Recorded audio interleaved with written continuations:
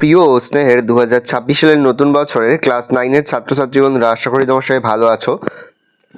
আজ আমরা যে বিষয়টি নিয়ে আলোচনা করব ক্লাস 9-এর সেকেন্ড ইউনিট টেস্ট অর্থাৎ দ্বিতীয় পর্যায়ক্রমিক মূল্যায়নের ভূগোলের প্রশ্নপত্র নিয়ে। দেখো সরাসরি স্ক্রিনে ক্লাস 9-এর ভূগোলের প্রশ্নপত্রটা দেখতে পাচ্ছ। ফুল মার্কস তোমাদের 40, সময় তোমাদের রয়েছে 1 ঘন্টা 20 মিনিট। একের দাগে সঠিক উত্তর নির্বাচন করে লেখো যে কোনো 7টি প্রশ্নে, মানে 1 করে 1 × 7 = 7। কলকাতার প্রতিভা স্থানের দ্রাঘিমাংশ হবে 91 ডিগ্রি 30 মিনিট পশ্চিম। একই অক্ষাংশযুক্ত স্থানগুলির সংযোগ রেখা হলো দ্রাঘিমা রেখা। ভারতের প্রাচীনতম ভঙ্গিল পর্বত হলো আরাবল্লী। ভারতের সর্বোচ্চ মালভূমির নাম হচ্ছে লাদাখ। আধুনিক পাত সংস্থান তত্ত্বের জনক নামে পরিচিত জেভিয়ার লা পিচো। যে প্রক্রিয়াটি যান্ত্রিক আবহবিকারের সঙ্গে যুক্ত নয় তা হলো স্বল্পমোচন। জোয়ারের জলে পুষ্ট পশ্চিমবঙ্গের একটি নদী হলো মাতলা। বর্তমান পশ্চিমবঙ্গের মোট জেলার সংখ্যা 23টি। সমপ্রায় ভূমির অনুচ্চ টিলাগুলি হল মোনারনক। 2-এর দাগে নিম্নলিখিত প্রশ্নগুলির উত্তর দাও। প্রশ্নের মান 1 করে 1 × 8 = 8। নিম্নলিখিত বাক্যগুলি শুদ্ধ হলে শুদ্ধ, সু আর অশুদ্ধ হলে অলেখো যে কোনো 3টি। রাশিয়ার প্রমাণ দ্রাঘিমা রেখার সংখ্যা সর্বাধিক, শুদ্ধ, সু লিখব। কেন্দ্রমণ্ডলে সৃষ্ট পরিচালন স্রোত পাত সঞ্চালনের প্রধান শক্তি, অশুদ্ধ, অ লিখব। পশ্চিমবঙ্গের শুষ্কতম জেলা পুরুলিয়া, শুদ্ধ, সু লিখব। প্রতিটি দ্রাঘিমা রেখার কোণের সমষ্টি 360 ডিগ্রি, শুদ্ধ, সু লিখব। পৃথিবীর দীর্ঘতম গ্রস্ত উপত্যকার মধ্যে দিয়ে রাইন নদী প্রবাহিত হয়েছে, অশুদ্ধ, অ লিখব। 2-এর বি, উপযুক্ত শব্দ বসে শূন্যস্থান পূরণ করো যে কোনো 2টি। পশ্চিমবঙ্গের ক্ষুদ্রতম জেলা হলো ড্যাশ কলকাতা। পৃথিবীর বৃহত্তম পর্বত বেষ্টিত মালভূমির নাম হচ্ছে তিব্বত মালভূমি। পশ্চিমবঙ্গে ড্যাশ বনভূমি ওয়ার্ল্ড হেরিটেজের অন্তর্গত সুন্দরবনের ম্যানগ্রোভ। ড্যাশ ঘড়ি গ্রিনিচের সময় অনুযায়ী চলে, ক্রোনোমিটার। 2-এ সি, একটি বাক্যতে যে কোনো 3টি। কোন নদীকে ত্রাসের নদী বলা হয়? তিস্তা। 1 ডিগ্রি অন্তর পৃথিবীতে মোট দ্রাঘিমা রেখার সংখ্যা কটি? 360টি। ভারতের একটি স্তূপ পর্বতের উদাহরণ দাও। উত্তর হবে সাতপুরা। পাত শব্দের ব্যবহার প্রথম কে করে? কানাডার ভূপদ্ধবিদ জেটি উইলসন 1965 সালে। কংসাবতী ও কেলেঘাই নদীর মিলিত প্রবাহের নাম কি? হলদি। এর দাগে নিচের প্রশ্নগুলির সংক্ষিপ্ত উত্তর দাও। বিকল্প লক্ষণীয়। প্রশ্নের মান 2 করে 2 × 4 = 8। প্রতিভাস্থান কাকে বলে? ভূপৃষ্ঠ থেকে বা ভূপৃষ্ঠের ওপর অবস্থিত কোনো বিন্দু বা স্থান থেকে কল্পিত রেখা পৃথিবীর কেন্দ্রের মধ্য দিয়ে প্রসারিত করলে তা বিপরীত প্রান্তে যে বিন্দু বা স্থানে স্পর্শ করে তাকে প্রথম বিন্দু বা প্রথম স্থানের প্রতিভাস্থান বলা হয়। অথবা প্রমাণ সময় কাকে বলে? পৃথিবীর একই দ্রাঘিমা রেখায় অবস্থিত স্থানগুলির স্থানীয় সময় 1 হলেও 1 ডিগ্রি দ্রাঘিমার পার্থক্যে 4 মিনিট সময়ের পার্থক্য ঘটে। ফলে কোনো দেশে বহু সংখ্যক দ্রাঘিমা রেখার উপস্থিতির দরুন বিভিন্ন স্থানীয় সময় থাকলে রেল, ডাক, বেতার এবং প্রশাসনিক কাজ চালানোর অসুবিধাজনক হয়ে পড়ে। এই অসুবিধা যাতে না হয় সেই জন্য কোনো দেশের প্রায় মধ্যাঞ্চল দিয়ে উত্তর দক্ষিণে প্রসারিত দ্রাঘিমাকে প্রমাণ দ্রাঘিমা ধরা হয় এবং এই দ্রাঘিমার ওপর নির্ভর করে যখন দেশের বা ওই ভূখণ্ডের সময় নির্ণীত হয় তখন তাকে ওই দেশ বা ভূখণ্ডের প্রমাণ সময় বলে। গ্রস্ত উপত্যকা কাকে বলে? লিখবে। 2টি সমান্তরাল চ্যুতির মধ্যবর্তী অংশ নিচে বসে গিয়ে যে অবনত ভূমির সৃষ্টি করে তাকে গ্রস্ত উপত্যকা বলে। অথবা লোয়ের সমভূমি কাকে বলে? পৃথিবীর একই দ্রাঘিমার অবস্থিত স্থানগুলির স্থানীয় সময় 1 হলেও 1 ডিগ্রি দ্রাঘিমার পার্থক্যে 4 মিনিট সময়ের পার্থক্য ঘটে। ফলে কোনো দেশে বহু সংখ্যক দ্রাঘিমা রেখার উপস্থিতির দরুন বিভিন্ন স্থানীয় সময় থাকলে রেল, ডাক, বেতার এবং প্রশাসনিক কাজ চালানো অসুবিধাজনক হয়ে পড়ে। এই অসুবিধা যাতে না হয় সেই জন্য কোনো দেশের প্রায় মধ্যাঞ্চল দিয়ে উত্তর দক্ষিণে প্রসারিত দ্রাঘিমাকে প্রমাণ দ্রাঘিমা ধরা হয় এবং এই দ্রাঘিমার উপর নির্ভর করে যখন দেশের বা ওই ভূখণ্ডের সময় নিতে হয় তখন তাকে ওই দেশ বা ভূখণ্ডের প্রমাণ সময় বলে। পুঞ্জিত ক্ষয় কাকে বলে?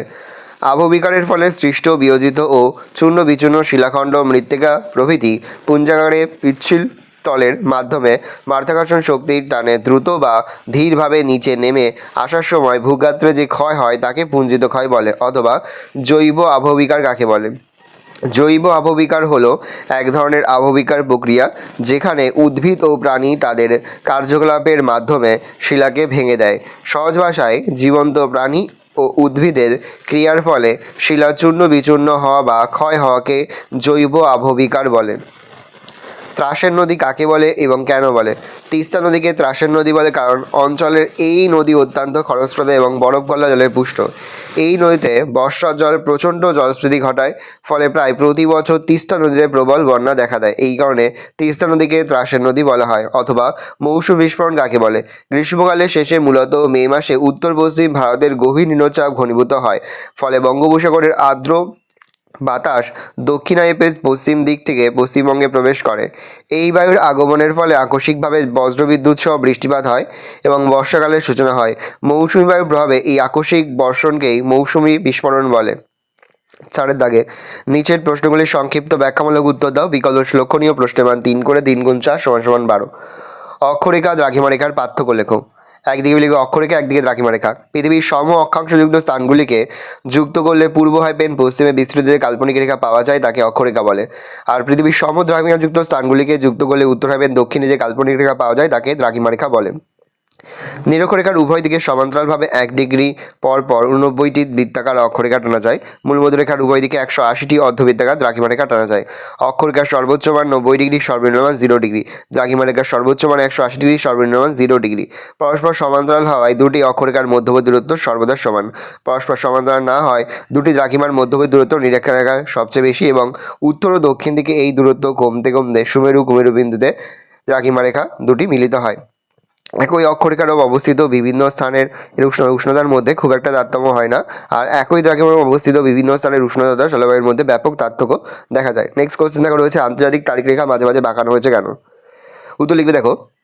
আন্তর্জাতিক তারিখ রেখা সর্বত্র 180 ডিগ্রি অক্ষরেখাকে অনুসরণ করেনি, মাঝে মাঝে এই রেখাটিকে বাঁকি দেওয়া হয়েছে। যেমন উত্তর সাগরে ক্লোব ও ম্যাঙ্গেলিয়া দ্বীপের কাছে 11 ডিগ্রি পূর্বে বাঁকিয়ে বেরিং সাগরের ওপর দিয়ে টানা হয়েছে। অ্যালোসিয়ান দ্বীপপুঞ্জে এড়ানোর জন্য প্রায় 7 ডিগ্রি পশ্চিমে বাঁকি দেওয়া হয়েছে। ফিজি, টঙ্গা, চ্যাথাম প্রভৃতি দ্বীপপুঞ্জের নিকট 11 ডিগ্রি পূর্বে বাঁকি দেওয়া হয়েছে। এই সকল দ্বীপ ও দ্বীপপুঞ্জের অধিবাসীদের মধ্যে তারিখ বা বার নিয়ে যাতে কোনো বিভ্রান্তি দেখা না দেয় তার জন্য আন্তর্জাতিক তারিখ রেখাকে এমনভাবে বাঁকানো হয়েছে। উদাহরণস্বরূপ, আন্তর্জাতিক তারিখ রেখা পেরিয়ে কোনো পূর্ব গোলার্ধের দেশে গেলে রবিবার হতো এবং আন্তর্জাতিক তারিখ রেখা পেরিয়ে পশ্চিম গোলার্ধের গেলে সেখানে শনিবার হতো। মৃত্তিকা সংগ্রহ করে তিনি পথের লেখক। ক্ষয় ও অবনমনের হাত থেকে রক্ষা করে মৃত্তিকার সম্পদকে মানুষের কল্যাণে সুষ্ঠুভাবে ব্যবহার করার জন্য যে সমস্ত ব্যবস্থা গ্রহণ করে তাকে মৃত্তিকা ক্ষয় বলে। মৃত্তিকা সংরক্ষণ উপায় বা পদ্ধতি সমূহ: 1. বৃক্ষরোপণ। গাছের শিকড় মাটিকে দৃঢ়ভাবে ধরে রেখে ক্ষয়ের হাত থেকে রক্ষা করে, তাই মৃত্তিকা ক্ষয় রোধ করার জন্য বৃক্ষরোপণ ওপর সবচেয়ে বেশি গুরুত্ব দেওয়া প্রয়োজন। 2. নিয়ন্ত্রিত পশুচারণ। ভূমির ওপর তৃণের আচ্ছাদন জলের পৃষ্ঠপ্রবাহের হাত থেকে মৃত্তিকাকে রক্ষা করে, তাই পশুচারণ নিয়ন্ত্রণ করে তৃণভূমির অস্তিত্ব টিকিয়ে রাখলে মৃত্তিকা সংরক্ষণ করা যায়। 3. শস্যাবর্তন। কৃষিজমি পতিত না রেখে সারা বছর বিভিন্ন ধরনের ফসল শস্যাবর্তন পদ্ধতিতে চাষ করলে একদিকে যেমন মৃত্তিকার উর্বরতা বজায় থাকে, তেমনি অপরদিকে সারা বছর ওই মাটির শস্য দ্বারা আবৃত থাকায় ক্ষয়ের হাত থেকে রক্ষা পায়। 4. ধাপ চাষ। পাহাড় বা পর্বতের ঢালে ধাপ কেটে চাষ করলে জলের গতি হ্রাস পায় এবং মৃত্তিকা ক্ষয় নিয়ন্ত্রিত হয়। 5. ফালি চাষ। সমোন্নতি রেখার সমান্তরালে চাষ না করে ঢালের আড়াআড়িভাবে ফালি তৈরি করে চাষ করলে মাটি সংরক্ষণ করা যায়। বাঁধ নির্মাণ। নদী পার বা সমুদ্রের উপকূলে বাঁধ নির্মাণ করলে বা কংক্রিট দিয়ে নদী পার উপকূল অংশ বাঁধালে মৃত্তিকা ক্ষয় নিয়ন্ত্রণ করা সম্ভব। অথবা আবহবিকার ও ক্ষয়ীভবনের মধ্যে পার্থক্য। একদিকে আবহবিকার, একদিকে ক্ষয়ীভবন। আবহবিকার হলো মূল শিলাস্তর থেকে শিলার উপরিভাগের বিয়োজন বা বিচ্ছিন্নকরণ। ক্ষয়ীভবন হলো শিলার উপরিভাগে চূর্ণ বিচূর্ণ হয়ে অপসারিত হয়ে যাওয়া। অত্যন্ত ধীর প্রক্রিয়ায় আবহবিকার ঘটে। ক্ষয়ীভবন খুব দ্রুত সংঘটিত হয়। আবহবিকারের সঙ্গে অবসান প্রক্রিয়া যুক্ত, ক্ষয়ীভবনের সঙ্গে অপসারণ প্রক্রিয়া যুক্ত নয়। এটা যুক্ত। নতুন নতুন ভূমিরূপ সৃষ্টি হয়, আর কোনো ভূমিরূপ সৃষ্টি হয় না। প্রশান্ত মহাসাগরের আগ্নেয় মেঘলা বলতে কি বোঝো? মেঘলা শব্দের অর্থ কোমর বন্ধনী। প্রশান্ত মহাসাগরকে বলয় বা কোমর বন্ধনীর মতো ঘিরে পৃথিবীর প্রায় 70% আগ্নেয়গিরি অবস্থান করছে, তাই একে প্রশান্ত মহাসাগরীয় আগ্নেয় মেঘলা বলে। বিস্তার। এই আগ্নেয় মেঘলা বা বলয়টি প্রশান্ত মহাসাগরের পূর্ব উপকূলে দক্ষিণ আমেরিকার দক্ষিণে হর্ন অন্তরীপ থেকে শুরু করে আন্দিজ ও রকি পর্বতমালা হয়ে আলাস্কার মধ্য দিয়ে বেঁকে পশ্চিম উপকূল বরাবর কামচাটকা, শাখালিন, জাপান, ফিলিপাইন দ্বীপপুঞ্জ, ইন্দোনেশিয়া হয়ে দক্ষিণে নিউজিল্যান্ড পর্যন্ত বিস্তৃত। সৃষ্টির কারণ: মূলত প্রশান্ত মহাসাগরের উপকূল বরাবর অভিসারী পাত সীমান্তের অবস্থানের জন্য এই আগ্নেয় মেঘলা সৃষ্টি হয়েছে। পূর্ব উপকূলে আমেরিকা প্রশান্ত মহাসাগরীয় পাতের সংঘর্ষের কারণে এবং পশ্চিম উপকূলে এশিয়া ও অস্ট্রেলিয়া পাতের সঙ্গে প্রশান্ত মহাসাগরীয় পাতের সংঘর্ষের কারণে আগ্নেয়গিরিগুলি গড়ে উঠেছে। প্রশান্ত মহাসাগরের পূর্ব উপকূল উল্লেখযোগ্য আগ্নেয়গিরিগুলি হল আকানকাগুয়া, টকোপ্যাস্কি, পিলি, ওরিজাবা প্রভৃতি। এবং পশ্চিম উপকূলের উল্লেখযোগ্য আগ্নেয়গিরি হলো ফুজিয়ামা, বাটুর, কাকরাতোয়া, ইলাইয়া, এরেবাস প্রভৃতি। অথবা দিন হচ্ছে মানব জীবনের সমভূমির গুরুত্ব আলোচনা করো। 1 দিয়ে পয়েন্ট করবে কৃষিকাজ, 2 দিয়ে পয়েন্ট করবে পশুপালন, 3 দিয়ে পয়েন্ট করবে শিল্প, 4 দিয়ে উন্নত পরিবহন ও যোগাযোগ ব্যবস্থা, 5 দিয়ে জীবন ধারণের জন্য অনুকূল পরিবেশ। তারপর দেখো পশ্চিমবঙ্গের সক্রিয় বদ্বীপ অঞ্চলের নদ নদীর বৈশিষ্ট্য আলোচনা করো। সুন্দরবন বা সক্রিয় বদ্বীপ অঞ্চলের নদ নদী দেখে নাও। তারপর কাথি বালিয়াড়ি অঞ্চলের নদ নদী। নেক্সট দেখা রয়েছে তোমাদের পরের প্রশ্ন, ভৌমজলের অতি ব্যবহারের 3টি কুফল আলোচনা করো। 1 আর্সেনিকের পরিমাণ বৃদ্ধি, 2 ফ্লোরাইড দূষণ বৃদ্ধি, 3 ভৌমজলস্তরের অবনমন, 4 ভূমির অবনমন, 5 জল দূষণ ও জল সংকট। নেক্সট 5-এর দাগে নিচের প্রশ্নগুলোর উত্তর দাও যে কোনো একটি প্রশ্নের মান 5। উষ্ণতার তারতম্যের ভিত্তিতে যান্ত্রিক আবহবিকারের শ্রেণীবিভাগ আলোচনা করো। পশ্চিমবঙ্গের জলবায়ুতে মৌসুমী বায়ুর প্রভাব আলোচনা করো। পশ্চিমবঙ্গের উত্তরের পার্বত্য অঞ্চলের ভূপ্রাকৃতিক বৈশিষ্ট্য সম্পর্কে আলোচনা করো। চেন্নাইয়ে যখন সকাল 6:32, নিউ ইয়র্কে তখন পূর্বরাত্রি 8:15। চেন্নাইয়ের দ্রাঘিমা 80°15' পূর্ব হলে নিউ ইয়র্কের দ্রাঘিমা কত? দেখে না ভালো করে। এই রোজ টোটাল তোমাদের সেকেন্ড ইউনিট টেস্ট অর্থাৎ দ্বিতীয় পর্যায়ক্রমিক মূল্যায়নের ক্লাস 9-এর ইতিহাসের প্রশ্নপত্র। ভালো করে প্রশ্নপত্রটা দেখে নাও।